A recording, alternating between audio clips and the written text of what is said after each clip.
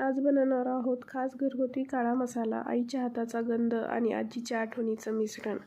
अशा प्रकारे इथे पाहू शकता साहित्य घेतलेलं आहे. धने घेतले, खोबरं घेतले, फूल घेतले, तमालपत्र घेतलेत, जिरे घेतलेत, लवंग आणि विलायची पण घेतलेली आहे.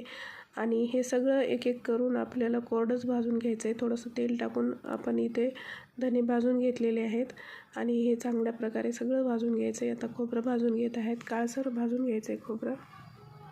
चांगल्या प्रकारे आता हे भाजून घेतलेलं आहे. खोबरं पाहू शकतात असा कलर होऊ द्यायचा आहे आपल्याला खोबऱ्याचा. आणि त्यानंतर आपण यामध्ये तमालपत्र, दालचिनी वगैरे सगळंच यामध्ये मिक्स करणार आहोत, फूल वगैरे. आणि ते पण चांगल्या प्रकारे थोड्या वेळ भाजून घ्यायचं आहे. त्यानंतर भाजल्यानंतर थोड्या वेळानं धने टाकायचे आपल्याला त्यामध्ये. आणि अशा प्रकारे सगळं चांगल्या प्रकारे भाजून आता हे सगळं वाटायचं आहे. पण लक्षात ठेवा थंड झाल्यावरच, नाहीतर मिक्सर म्हणेल मी आलो आहे सुट्टीवर. आणि पाहू शकतात आता मस्तपैकी छानपैकी आता मिक्सर भांड्यामध्ये टाकून वाटून घ्यायचं आहे आपल्याला हे सगळं मसाला.